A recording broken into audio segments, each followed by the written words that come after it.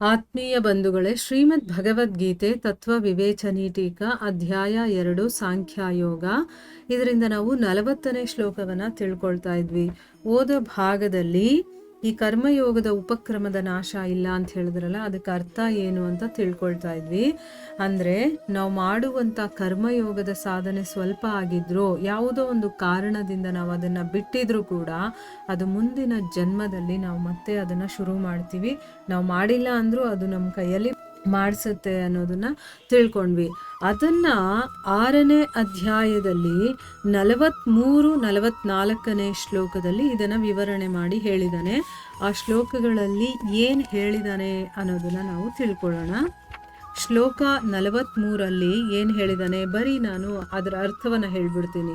ಆ ಹಿಂದಿನ ಶರೀರದಲ್ಲಿ ಏನೆಲ್ಲ ಸಂಗ್ರಹ ಮಾಡಿದ್ನೋ ಬುದ್ಧಿ ಸಂಯೋಗವನ್ನ, ಅಂದ್ರೆ ಏನು, ಸಮಬುದ್ಧಿ ರೂಪವಾದ ಯೋಗದ ಸಂಸ್ಕಾರವನ್ನ ಅನಾಯಾಸವಾಗಿ ಪಡಿತಾನೆ.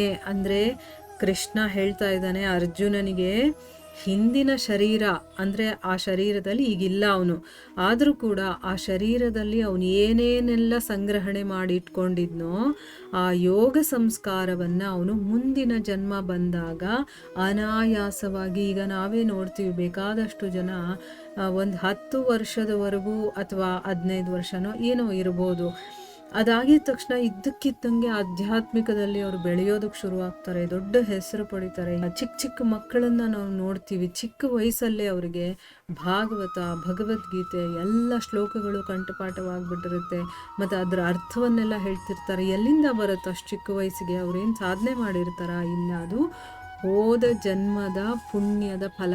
ಅಂದರೆ ಅವರು ಮಾಡಿರುವಂತಹ ಆ ಸಾಧನೆಯ ಫಲ ಈಗದು ಮುಂದುವರಿಯುತ್ತೆ.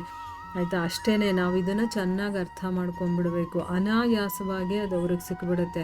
ಈಗ ನಾವು ಎಷ್ಟೇ ಕಷ್ಟಪಟ್ಟರೂ ಕೂಡ ಕೆಲವೊಂದು ವಿಷಯವನ್ನು ನಾವು ತಿಳ್ಕೊಳ್ಳೋದಕ್ಕೆ ಸಾಧ್ಯ ಆಗಲ್ಲ. ಯಾಕೆ? ನಾವು ಈಗ ಅದನ್ನು ಸಾಧನೆ ಪ್ರಾರಂಭ ಮಾಡಿರ್ತೀವಿ. ಕೆಲವರು 1-2 ಸರಿ ಕೇಳೋಷ್ಟಲ್ಲ, ಇನ್ನೂ ಮುಂದುವರೆದು ಬಿಟ್ಟಿರ್ತಾರೆ. ಅವರೇ ಬೇರೆಯವ್ರಿಗೆ ಹೇಳುವಷ್ಟು ಅವರಲ್ಲಿ ಯೋಗ್ಯತೆ ಬರುತ್ತೆ. ಅದು ಎಲ್ಲಿಂದ ಬರುತ್ತೆ ಅಂತಂದರೆ ಅದು ಹಿಂದಿನ ಜನ್ಮದಲ್ಲಿ ಮಾಡಿದಂತಹ ಒಂದು ಕರ್ಮದ ಫಲ. ಅಂದರೆ ಆಧ್ಯಾತ್ಮಿಕ ಸಾಧನೆ ಅಲ್ಲಿವರೆಗೂ ಮಾಡಿಬಿಟ್ಟಿರ್ತಾರೆ. ಸೊ ಈ ಜನ್ಮದಲ್ಲಿ ಅದು ಮುಂದುವರಿಯುತ್ತೆ. ಅದನ್ನ ಇಲ್ಲಿ ಹೇಳ್ತಾ ಇದ್ದಾನೆ ಭಗವಂತ. ಹೇಳ್ತಾನೆ, ಹೇ ಕುರುನಂದನ, ಅದರ ಪ್ರಭಾವದಿಂದ ಅವನು ಮತ್ತೆ ಪರಮಾತ್ಮನ ಪ್ರಾಪ್ತಿ ರೂಪವಾದಂತಹ ಸಿದ್ಧಿಗೋಸ್ಕರ ಮೊದಲಿಗಿಂತಲೂ ಕೂಡ ಹೆಚ್ಚಿನ ಪ್ರಯತ್ನವನ್ನ ಮಾಡ್ತಾನೆ. ಯಾಕಂದ್ರೆ ಅಲ್ಲಿವರೆಗೂ ಮಾಡಿಬಿಟ್ಟಿರ್ತಾನಲ್ವಾ, ಅದು ಗೊತ್ತಾಗಿದ ತಕ್ಷಣ ಅದಕ್ಕೋಸ್ಕರ ನಾನು ಇನ್ನೂ ಸಾಧನೆ ಮಾಡಬೇಕು ಅಂತ ಅವನ ಮನಸ್ಸಲ್ಲಿ ಬರುತ್ತೆ, ಮತ್ತು ಅವನು ಸಾಧನೆಯನ್ನ ಮಾಡ್ತಾನೆ. ಇನ್ನು 44ನೇ ಶ್ಲೋಕದಲ್ಲಿ ಏನು ಹೇಳಿದಾನೆ, ಆ ಶ್ರೀಮಂತರ ಮನೆಯಲ್ಲಿ ಹುಟ್ಟುವಂತಹ ಯೋಗ ಭ್ರಷ್ಟನಾಗಿರ್ತಾನಲ್ಲ, ಅವನು ಪರಾಧೀನನಾಗಿದ್ರೂ ಕೂಡ ಆ ಮೊದಲಿನ ಅಭ್ಯಾಸದಿಂದ ನಿಸ್ಸಂದೇಹವಾಗಿ ಅವನು ಭಗವಂತನ ಕಡೆಗೆ ಆಕರ್ಷಿಸಲ್ಪಡ್ತಾನೆ.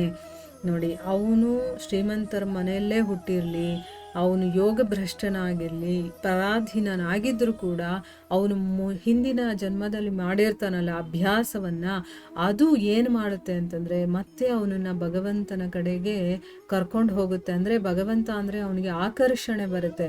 ಈಗ ನಮ್ಮ ಜೀವನದಲ್ಲೂ ಕೂಡ ನಾವು ಹುಟ್ಟು ಬೆಳೆದಿರುವಂತ ವಾತಾವರಣ ಹೇಗಿತ್ತು ಅಂತಂದ್ರೆ, ಆಧ್ಯಾತ್ಮಿಕತೆ ಅನ್ನೋದು ಒಂದು ಸ್ವಲ್ಪನೂ ಗೊತ್ತಿಲ್ಲ ನಮಗೆ. ಆ ಥರ ಒಂದು ಮನೆಯಲ್ಲಿ ಹುಟ್ಟಿರೋದು.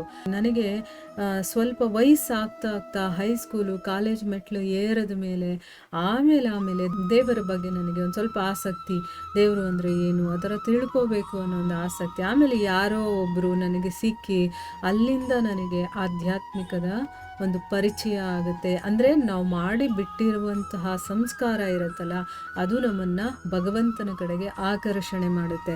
ಇಲ್ಲಾಂದರೆ ನಾವು ಈ ಧರ್ಮಗ್ರಂಥಗಳನ್ನೆಲ್ಲ ಇಷ್ಟೆಲ್ಲ ಓದೋದಕ್ಕೆ ಸಾಧ್ಯ ಆಗ್ತಿತ್ತಾ ಈ ಜನ್ಮದಲ್ಲಿ? ಇಲ್ಲ. ನಾವು ಓದೋ ಜನ್ಮದಲ್ಲಿ ಸಾಧನೆ ಮಾಡಿ ಬಿಟ್ಟಿರ್ತೀವಲ್ವ, ಅದು ನಮ್ಮನ್ನು ಕರ್ಕೊಂಡು ಹೋಗುತ್ತೆ. ಮತ್ತು ಸಮಬುದ್ಧಿ ರೂಪವಾದಂತಹ ಯೋಗದ ಜಿಜ್ಞಾಸುವು ಕೂಡ ವೇದಗಳಲ್ಲಿ ಹೇಳಲಾಗಿರುವಂತಹ ಸಕಾಮ ಕರ್ಮಗಳ ಫಲವನ್ನು ದಾಟಿ ಹೋಗ್ತಾನೆ. ಅಂದರೆ ಸಕಾಮ ಕರ್ಮ ಅನ್ನೋದಿರುತ್ತಲ್ಲ, ಆ ಫಲವನ್ನು ಅಂದರೆ ಅದರಿಂದ ಬರುವಂಥ ಒಂದು ಎಫೆಕ್ಟ್ ಏನಿದೆಯೋ ಅದು ಕೂಡ ಅವನಿಗೆ ಆಗೋದಿಲ್ಲ, ಅಲ್ಲಿಂದ ಮುಂದಕ್ಕೆ ಹೊರಟೋಗ್ತಾನೆ ಅವನು. ಅದಕ್ಕೋಸ್ಕರನೇ ಭಗವಂತ ಕರ್ಮಯೋಗವನ್ನು ಸತ್ ಅಂತ ಹೇಳಿದಾನೆ. ಕರ್ಮಯೋಗಕ್ಕೆ ಅವನು ಸತ್ ಅನ್ನೋದು ಯಾಕೆ ಹೇಳಿದಾನೆ ಅನ್ನೋದು ನಮಗೆ ಗೊತ್ತಾಯ್ತಲ್ವ. ಈಗ 17ನೇ ಅಧ್ಯಾಯದಲ್ಲಿ 27ನೇ ಶ್ಲೋಕದಲ್ಲಿ ಏನು ಹೇಳಿದಾನೆ, ಯಜ್ಞ, ತಪಸ್ಸು ಮತ್ತು ದಾನದಲ್ಲಿ ಯಾವ ಸ್ಥಿತಿ ಇದೆಯೋ ಅದನ್ನು ಕೂಡ ಸತ್ ಅಂತ ಹೇಳಿದ್ದಾರೆ. ಮತ್ತು ಪರಮಾತ್ಮನಿಗೋಸ್ಕರ ಯಾರು ಕರ್ಮವನ್ನು ಮಾಡ್ತಾರೋ, ಕೆಲಸವನ್ನು ಮಾಡ್ತಾರೋ ಅದನ್ನು ನಿಶ್ಚಯವಾಗೂ ಕೂಡ ಸತ್ ಅಂತ ಹೇಳಲಾಗುತ್ತೆ. ಅದನ್ನು ಕೂಡ ಸತ್ ಅಂತಲೇ ಹೇಳಿದ್ದಾರೆ. ನೋಡಿ, ಇಲ್ಲಿ ಭಗವಂತ ಕರ್ಮಯೋಗವನ್ನು ಸತ್ ಅಂತ ಹೇಳಿದ್ದಾನೆ ಅಂತ ಹೇಳಿದ್ರಲ್ಲ, ಅದು ಇನ್ನೂ ಭಗವದ್ಗೀತೆನಲ್ಲೇ 17ನೇ ಅಧ್ಯಾಯದಲ್ಲೂ ಕೂಡ ಇದರ ಬಗ್ಗೆ ಮಾತಾಡಿದ್ದಾನೆ. ಅಂದರೆ ಯಾಗ, ಯಜ್ಞ ಇದನ್ನು ಸತ್ ಅಂತ ಹೇಳಿದಾರಲ್ಲ, ಅದೇ ರೀತಿ ಕರ್ಮಯೋಗವನ್ನು ಕೂಡ ಸತ್ ಅಂತ ಹೇಳಿದ್ದಾನೆ ಅನ್ನೋದನ್ನು ಇಲ್ಲಿ ಹೇಳಿದ್ದಾರೆ. ಈಗ ನಮಗೊಂದಷ್ಟು ವಿಷಯ ಅರ್ಥ ಆಯ್ತಲ್ವಾ? ಕರ್ಮಯೋಗವನ್ನು ನಾವು ಸ್ವಲ್ಪ ಮಟ್ಟಿಗಾದರೂ ಮಾಡಿದ್ರೆ ಅದು ನಮ್ಮ ಕೈ ಬಿಡೋದಿಲ್ಲ. ನೀವು ಆಧ್ಯಾತ್ಮಿಕ ಸಾಧನೆ ಯಾವುದೇ ಆಗಿರಬಹುದು, ಅದನ್ನು ಸ್ವಲ್ಪ ಮಟ್ಟಿಗೆ ಮಾಡಿದ್ರೂ ಕೂಡ ಅದು ನಮ್ಮನ್ನು ಕೈ ಹಿಡಿದು ನಡೆಸುತ್ತೆ. ಅಂದರೆ ಮುಂದಿನ ಜನ್ಮಕ್ಕೆ ಅಲ್ಲಿಂದ ನಾವು ಮುಂದಕ್ಕೆ ಹೋಗ್ತೀವಿ ಹೊರತು ನಾವಿನ್ನೂ ಝೀರೋಯಿಂದ ಶುರು ಮಾಡಬೇಕು ಅಂತೇನಿಲ್ಲ. ಆದರೆ ಪ್ರಾಪಂಚಿಕತೆ ಅಥವಾ ಈ ಒಂದು ಭೌತಿಕ ಪ್ರಪಂಚದಲ್ಲಿ ನೀವು ಏನೇ ಮಾಡಿದ್ರು, ಸಾಧನೆಗಳು, ಹೆಸರು ಏನೇ ಮಾಡಿದ್ರು ಕೂಡ ಆ ಶರೀರ ಇರೋವರೆಗೂ ಮಾತ್ರ. ಆಮೇಲೆ ಅದು ಅಲ್ಲೇ ನಾಶ ಆಗ್ಬಿಡುತ್ತೆ. ಅಂದರೆ ಅದು ಈ ಪ್ರಪಂಚದಲ್ಲೇ ಇದ್ಬಿಡುತ್ತೆ. ಮುಂದಿನ ಜನ್ಮಕ್ಕೆ ಅದು ನಮ್ಮ ಜೊತೆಗೆ ಬರೋದಿಲ್ಲ. ಮತ್ತೆ ನಾನು ಝೀರೋಯಿಂದ ಸ್ಟಾರ್ಟ್ ಮಾಡಬೇಕು. ಆದರೆ ಆಧ್ಯಾತ್ಮಿಕ ಅನ್ನೋದು ಹಾಗಲ್ಲ. ಯಾಕೆ ಅಂತಂದರೆ ಶರೀರ ಈ ಒಂದು ಪ್ರಪಂಚಕ್ಕೆ ಸೇರಿರುವಂಥದ್ದು, ಲೌಕಿಕ ಪ್ರಪಂಚಕ್ಕೆ. ಆದರೆ ಆಧ್ಯಾತ್ಮಿಕತೆ ಅಥವಾ ಆತ್ಮಕ್ಕೆ ಸಂಬಂಧಪಟ್ಟ ವಿಚಾರಗಳೆಲ್ಲವೂ ಆಧ್ಯಾತ್ಮಿಕವಾಗಿರೋದ್ರಿಂದ ಅದು ಈ ಶರೀರದ ಜೊತೆ ಅದಕ್ಕೆ ಸಂಬಂಧ ಇಲ್ಲ. ಅದು ಈ ಶರೀರದಲ್ಲಿ ಇತ್ಕೊಂಡು ಸಾಧನೆ ಮಾಡುತ್ತಷ್ಟೇ, ಅದು ಮುಂದಿನ ಜನ್ಮಕ್ಕೆ ಅದು ಹೋಗುತ್ತೆ. ಇದು ಈ ಒಂದು ಪ್ರಶ್ನೆಯಿಂದ ನಾವು ತಿಳ್ಕೊಬೋದು. ಮುಂದಿನ ಪ್ರಶ್ನೆಗಳು ಏನು ಅಂತ ನಾವು ಮುಂದಿನ ಭಾಗದಲ್ಲಿ ತಿಳ್ಕೊಳ್ಳೋಣ. ಹರೇ ಕೃಷ್ಣ.